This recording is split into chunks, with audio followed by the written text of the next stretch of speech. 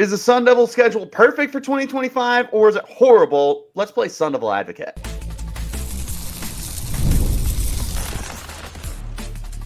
You are Locked On Sun Devils, your daily podcast on the Arizona State Sun Devils. Part of the Locked On Podcast Network, your team every day.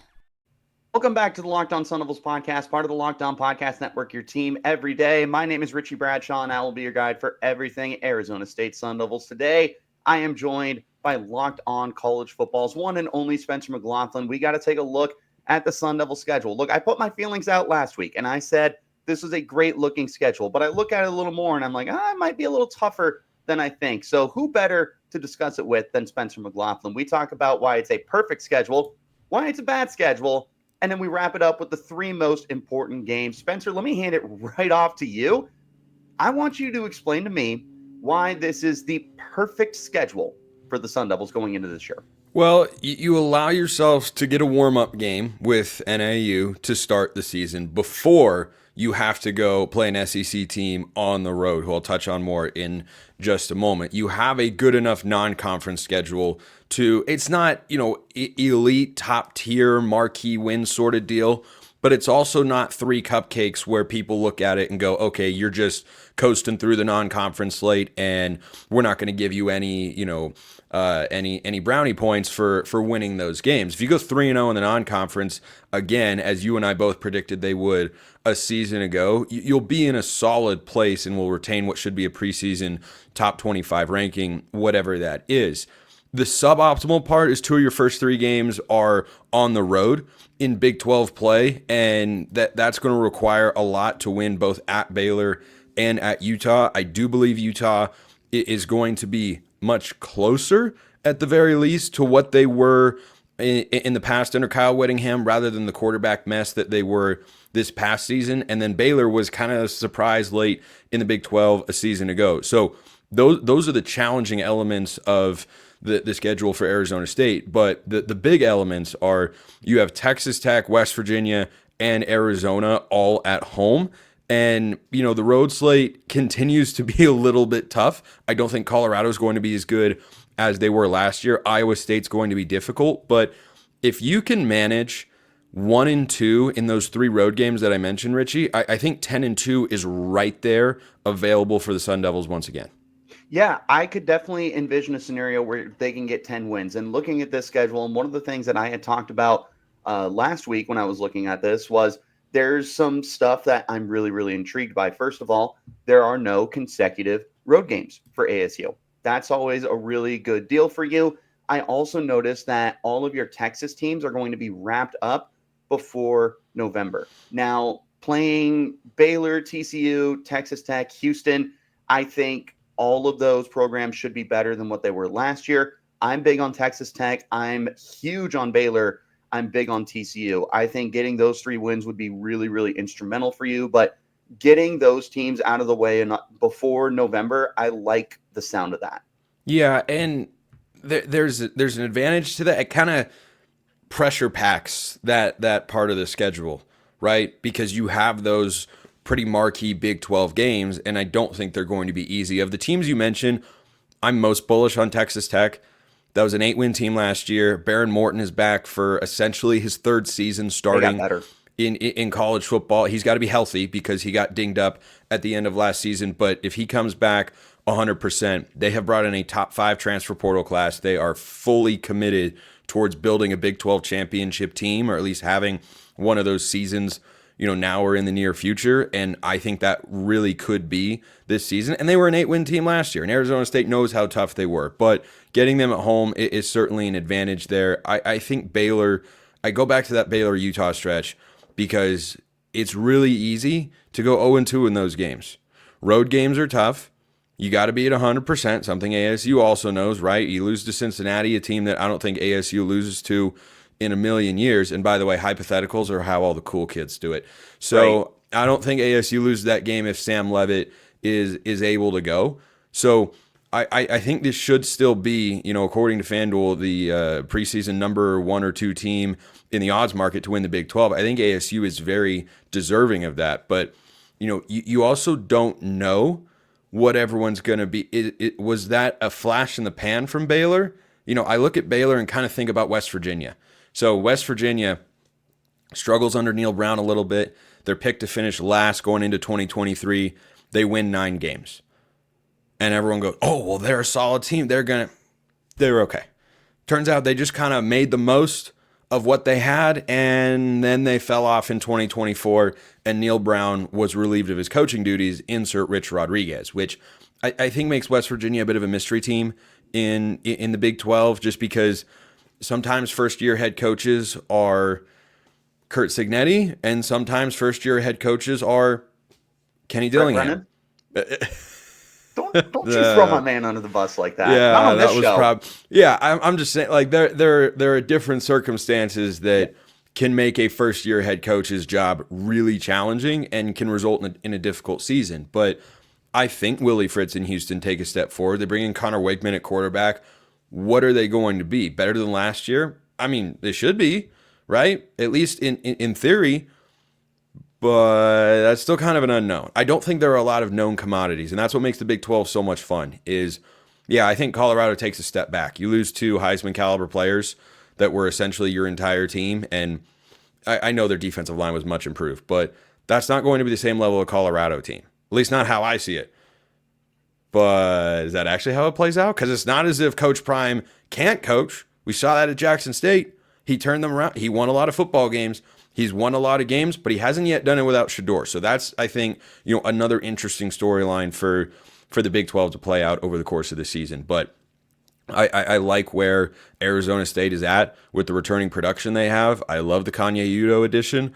I love that Sam Leavitt and Jordan Tyson are back and that they're living together. I believe like those 2 guys are really, really tight. So I like where ASU is, and I think the schedule has its challenges with the road games, but if you can just do enough, I think they can have the same record as last year. Spoke to Kanye last Friday, by the way. If you guys missed that episode, definitely go back and check it out and learn to love the new and latest elite transfer running back that the Sun Devils have had in the last billion years. Let's play our first game of Devil's Advocate before we start looking at why this is a horrible schedule for ASU. Spencer, look at these first few road games in the Big 12. Baylor, Utah, 2 teams I expect to be really, really good. If you find a way to win both of those games, you have a ton of confidence going into the remainder of the year. Yes, absolutely. And then Iowa State in November. If we're playing Sun Devil Advocate here, I love that you're going there towards the end of your schedule, because if you get that win, that's the momentum you need to finish out the year strong. Yeah, and I don't want to sleep on TCU, who was a waste of a great offense last year. I love them. If they could figure it out, Josh Hoover's really good. Yes. Really, really good. Might be the most underrated quarterback in the Big 12. Now, you get him at home, and we saw last year the Sun Devil faithful have been re-energized with what Kenny Dillingham has done. But I definitely look at the back half as far more workable than the front half. Sometimes you have teams like Ole Miss has been this a lot under Lane Kiffin.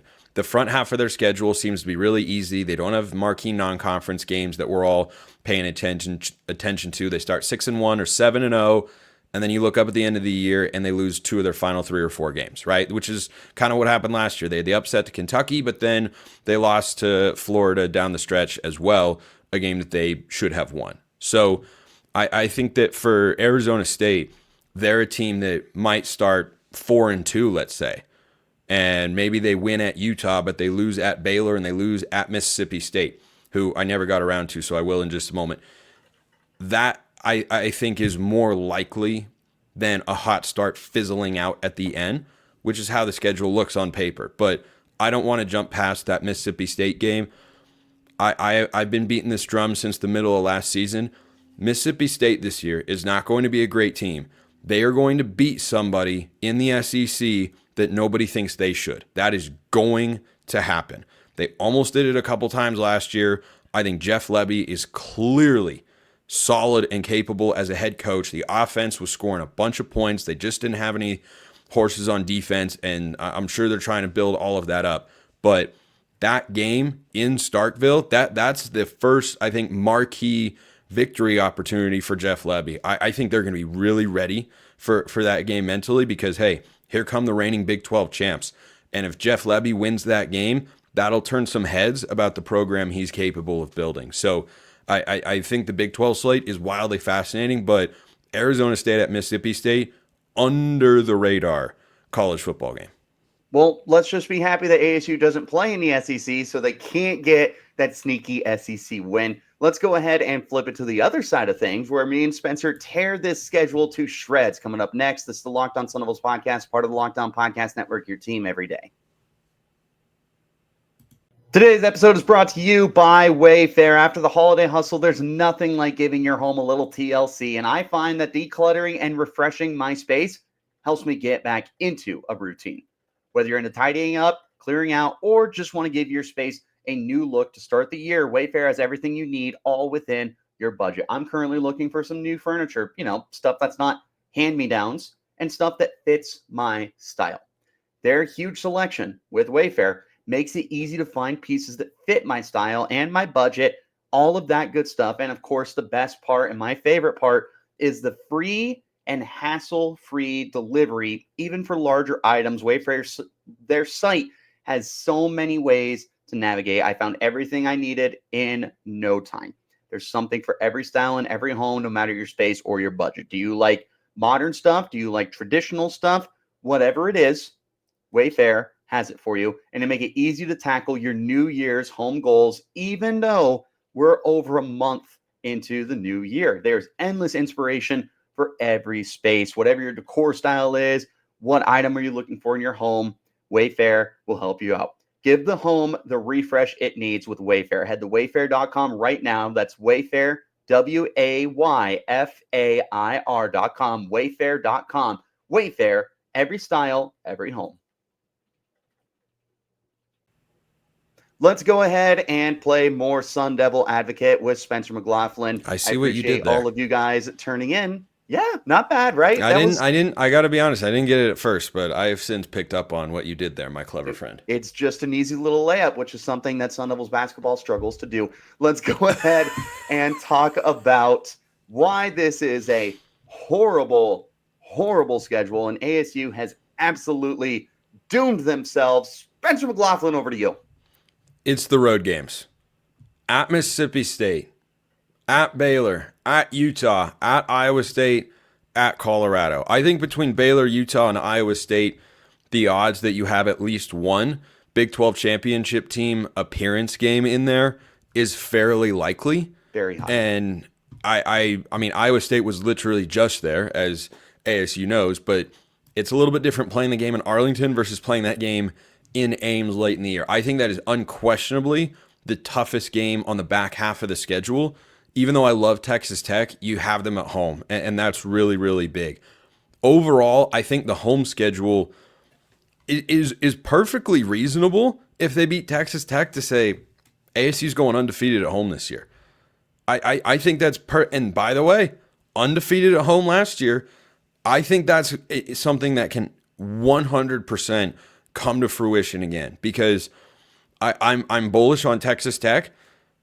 I thought they would. Well, I had the record predicted correctly last year at 8-4, but as Texas Tech fans will tell you, they have had trouble making the jump. Now, there's a little bit different level of expectation there in that they've brought in a top 5 transfer portal class in the country. I mean, they're only behind Ole Miss and LSU in the transfer portal rankings. I believe are the 2 teams ahead of them. Like, they're slightly ahead of Oregon. That's just not something you'd expect from any Big 12 team, let alone Texas Tech. So the expectations, the potential is there, but they have that cloud hanging over them. Can they win the big one? Can they get it done? And so that's why I look at their home slate and say it's great, but as great as the home slate is for ASU, the road slate is terrible. And that game, I want to go back to that game at Mississippi State. Richie, if you want to be an at-large team in the Big 12, you have to be 11-1. We saw that last year. Big 12 ACC, sorry, your 10-2 teams, Miami and BYU, they're not even getting a look. We're going to talk more about 9-3 Ole Miss, 9-3 Alabama, 9-3 South Carolina, far more than 10-2 BYU or 10-2 Miami. That is just a fact that you don't have to like it, but that's how it is. Different. It's not going to change next year. It just isn't. So with that in mind, you could argue that Mississippi State game is, on the one hand, an opportunity if Mississippi State's a little bit better, but I think there's actually more downside for this year to that game than there is upside for Arizona State, because the downside is you have a loss on your schedule, and suddenly to be an at-large team, you have to go undefeated the rest of the way. The upside is you get a road SEC victory. That's something that internally they know is really important, but I don't know that externally it'll be viewed the same way because, well, Mississippi State's rebuilding and they're not a huge brand, and it's just, it's a nice win and whatnot, but, well, they're the reigning conference champs. They should do that. So I think the ball is squarely in Mississippi State's court from a narrative standpoint for that game, far more than it is for ASU. I think there's more to lose and less to gain in that spot. So that combined with the road game, I don't expect Arizona State to go undefeated. Now, I didn't expect them to go 10-2 last year either and win at Kansas State. And, you and I were both in the camp of last place. No way. That's absurd, which it always was and forever will be. But 10-2, 11-2, almost in the college football playoff semifinal, one play away from getting there. I mean, that's not something that we saw coming. So maybe Kenny Dillingham and his coaching staff have got a rabbit to pull out of the hat. I'm a big fan of teams that can return their head coach, offensive coordinator, and quarterback. Those teams tend to do well and maybe don't always hit their ceiling, but tend to have a pretty high floor of production. So Arizona State having that is a really good thing. But the road schedule, Richie, is definitely the Sun Devil advocate part of, what overall I think is a workable 12-game slate of contests. But the road games, you got to find a way to be true road warriors in a way that they weren't last season. Texas Tech and couldn't win with a backup quarterback at Cincinnati. They did find a way to win at Kansas State, but you're going to have to put on that level of performance to beat some of these teams on their home field. Utah does not easily lose at home. Iowa State is going to be a darn good football team with Rocco Becht back again for Matt Campbell and company, and they're going to be extra motivated for that one. Colorado is going to be a tough environment to go into. I don't know really how good their team is going to be. And then Baylor is the first one, and I think I'm worried. I like Baylor, man. I'm big on Baylor. I like them. I don't know off the top of my head if them or Colorado is going to be tough. I need to see what Colorado is at quarterback, because the timing of that Colorado game is also interesting. It's November 22nd. So they bring in Caden Salter, who I'm lukewarm on. He's fine, capable. I don't think he's anything special. He's certainly a downgrade from Shedeur Sanders because that's an incredibly high bar. So I don't think he carries you there. But then they have Juju Lewis, who's one of the top quarterbacks in the 25 cycle, depending on which service you look at. Is he starting by that November 22nd game? Have they given up on Salter because, well, the season's not going well? We might as well just, get the young guy some reps and build for 2026, which is what I think they should do at the outset. But I'm curious about that game because if Colorado continues their run and continues their build and Coach Prime shows I don't just need Shedeur and Travis Hunter to have a good football team, then maybe they're a 7-8 win team by that penultimate game in the regular season. But if not, that could be a pretty manageable win in Boulder.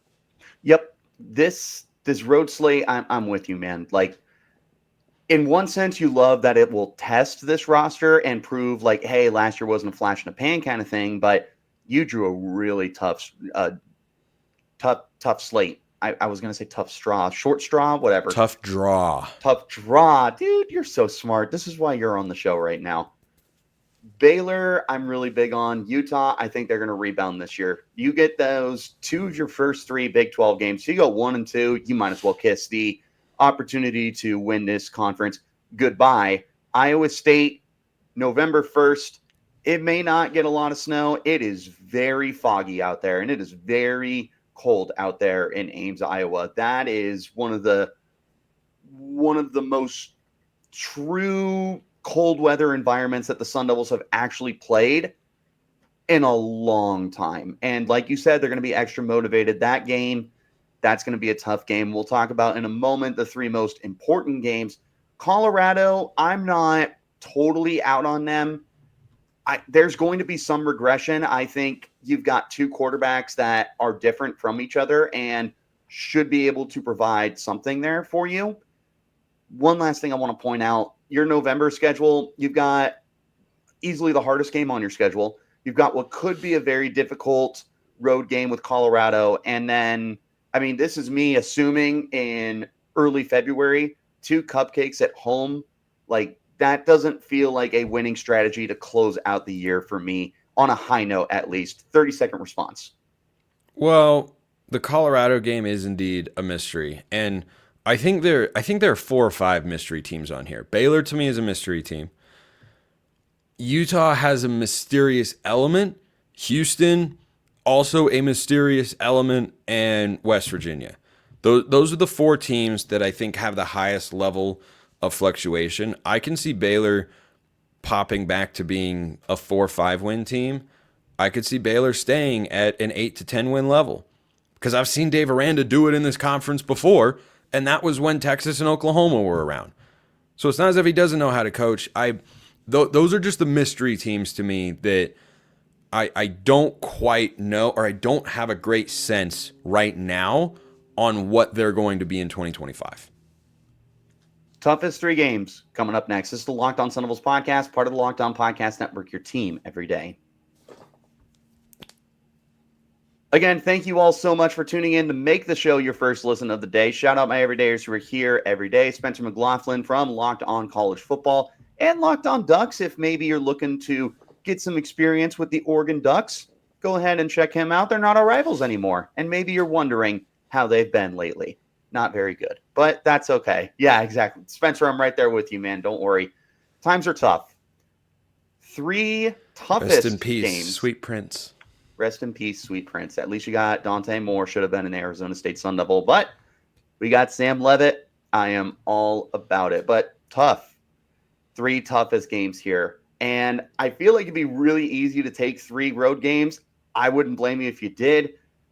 Give me your 3 toughest games. You don't have to necessarily put them in order. If you want to put them in order, that's bonus points for you. Okay, at Iowa State is easily the toughest game on paper on this schedule. Should not be debatable anywhere. No, I really don't think so. I'm gonna go with at Utah second. I believe in Kyle Whittingham, and they bring in a new offensive coordinator. They bring in Devin Dampier, who's a different style of quarterback. Now, ordinarily, going into last season, at Utah would have been unquestionably toughest game, right?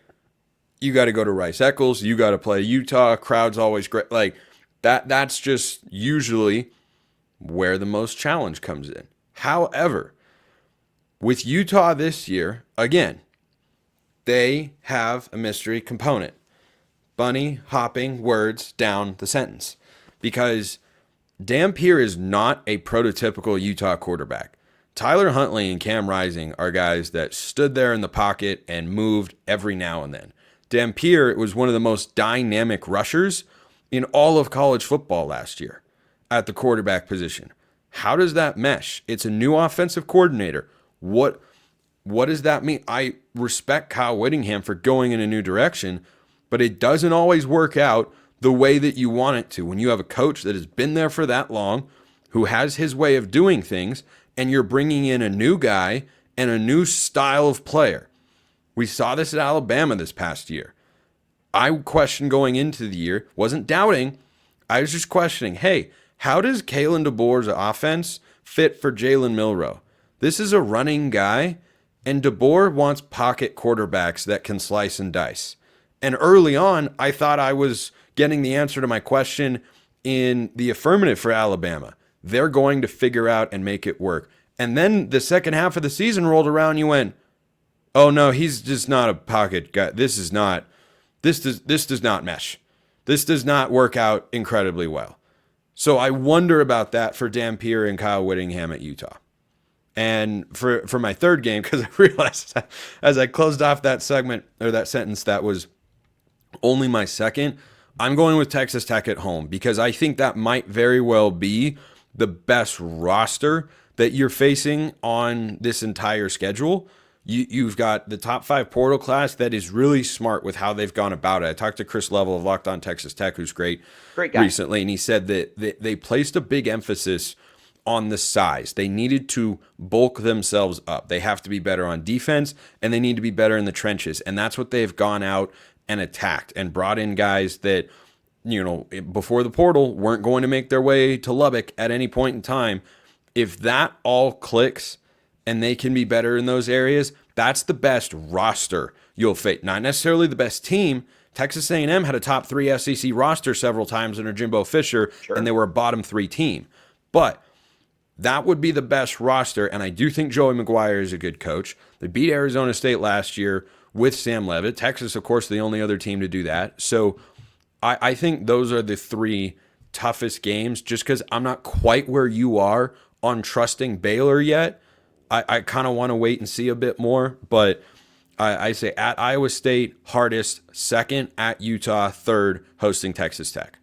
I don't think I would disagree anywhere. If I had to take a home game for sure, it would definitely be Texas Tech. TCU, really, really interesting to me. We definitely aren't there yet on Baylor, and maybe I'll cool down or maybe you'll heat up. I'll throw this at you as we start to wrap this up. I think Baylor is going to the Big 12 championship game to lose to Arizona State. Way too early, Spencer. It's February. There's a lot of time February. For me to come it down is to February. earth. I tell you, I think between Utah, Texas Tech, and Iowa State, you're going to have at least one of those teams in the Big 12 championship next year. And I think there's a loss between one of those 3 teams for Arizona State. 100%. 100%. You've got 2 of those games on the.